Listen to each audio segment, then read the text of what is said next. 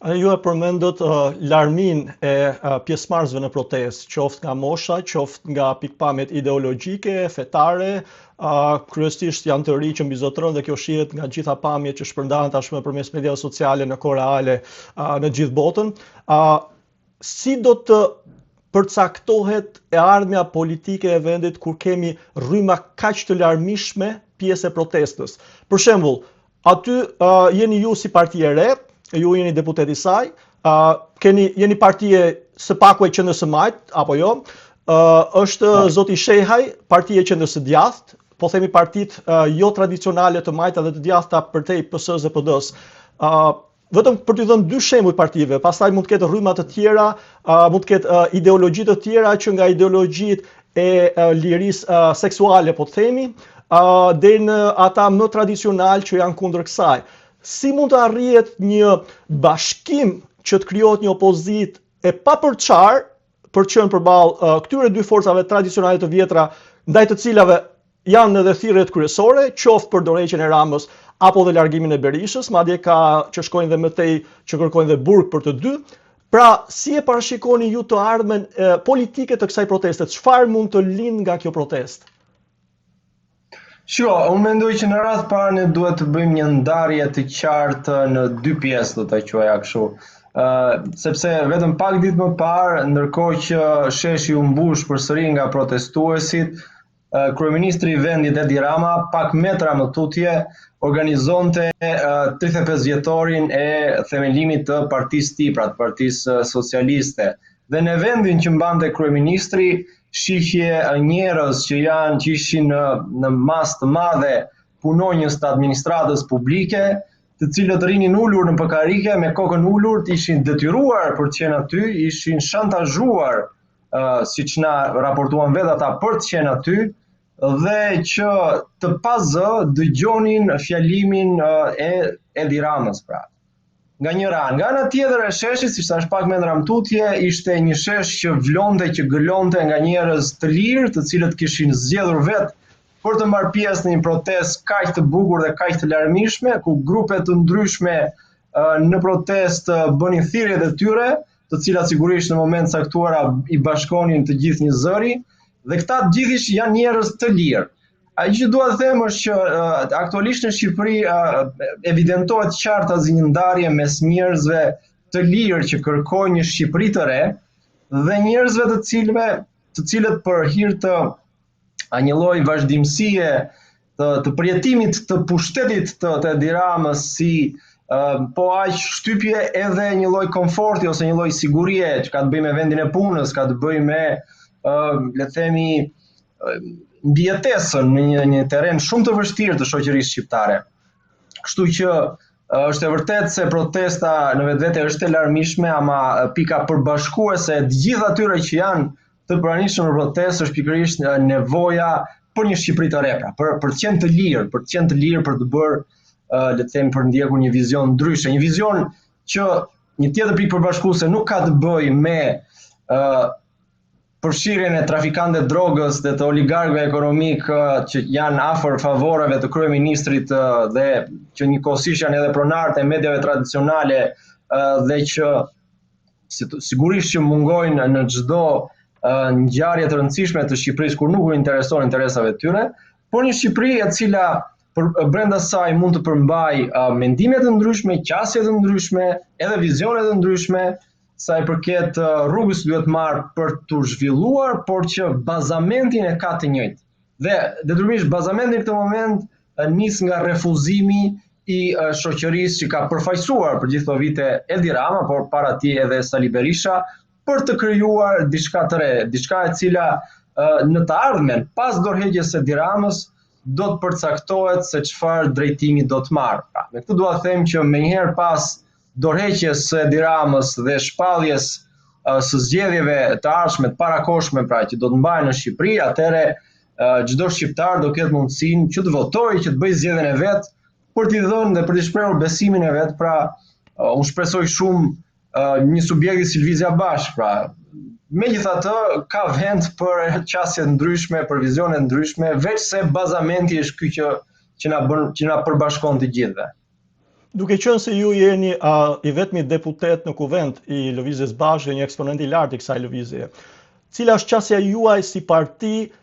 për të bashkëpunuar për shembull me një parti të një kahu komplet tjetër, që është partia e Zotit Shehi Mundësia, apo një parti e re që mund të lindë nga kjo protestë? Pra, ju pikërisht, çfarë do bëni nëse do të jeni nesër në një fushatë elektorale apo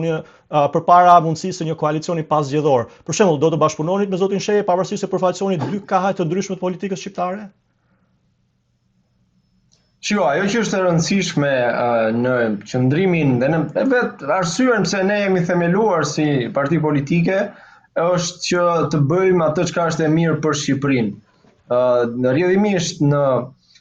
spektrin politik, siç e përmendët dhe ju, unë jam deputeti i vetëm përfaqësues për momentin i Lëvizjes Bashkë. Megjithatë,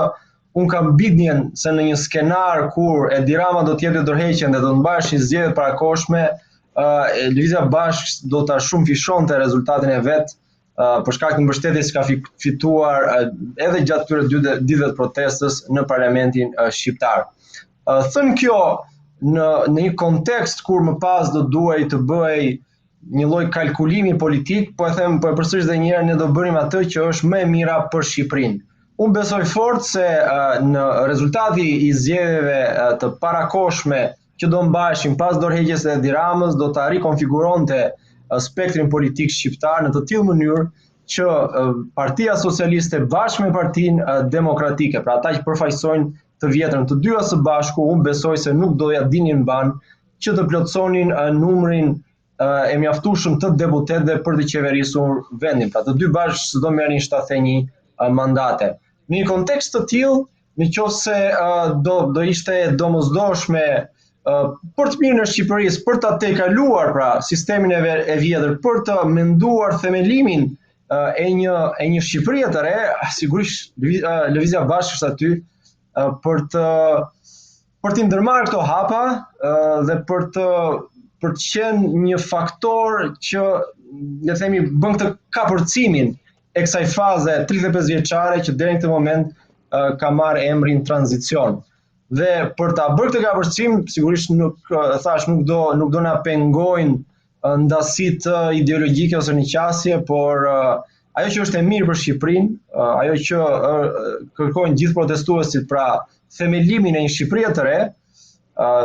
kjo është detyra, besoj unë, e çdo subjekti politik i cili është i papërlyer me të shkuarën 35 vjeçare të vendit. Duke parë një lloj autoritarizmi që ka vendosur zoti Rama, qoftë në administratë, qoftë në Partinë Socialiste gjatë këtyre 20 e ca viteve që është në krye të saj, me një dorëheqje të tij, mbas edhe tërheqje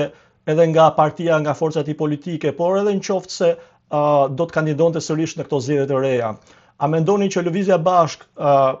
gjykuar këtu edhe për popularitetin që ka fituar nga këto protesta, siç e përmendet ju, siç kanë fituar mbas edhe rrymat e tjera, qoftë djatha, qoftë qendrës apo çfarëdo që të përfaqësojnë. A mendoni që Lëvizja Bashkë mbase në këto zgjedhje ose në zgjedhjet në vijim, në kohën e vijim, do vi një kohë se si partia e majt do ja zërë vendin Partisë Socialiste si forcë kryesore e së majtës në Shqipëri? Unë kam këtë si bindje, edhe është një bindje të cilën me zhvillimet e fundit të ditëve të fundit më është amplifikuar dhe besoj se koha ka kaluar shumë herë më shpejt se ç'do ndodhte normalisht, po them nga pikpamja politike. Me këtë do ta them që Lëvizja Bashkë është një subjekt që përmendën dhe ju pak më parë, është qartazi e pozicionuar tek e majta demokratike, tek socialdemokracia, le ta quajmë kështu. Në propozimet tona, në programin ton politik, ne i qëndrojmë qasjes së socialdemokracisë, që merr në konsiderat njëkohësisht padyshim zhvillimin e vendit, zhvillimin ekonomik të biznesit të vendit, por pa lënë pas nevojat akute që kanë stresat të caktuara të shoqërisë, qoftë kjo njerëzit në nevojë, më të varfrit, pensionistët, pamundësia me cilën përballen të rinjtë për cilën aktualisht po protestojnë, dhe devijimi, do ta quaja unë, nga një model ekonomik i bazuar pikërisht tek spekulimi me sektorin e ndërtimit, me pastrimin e parave të trafikut drogës, na ka sjellë në këtë moment ku praktikisht apartamenti është absolutisht i papërballueshëm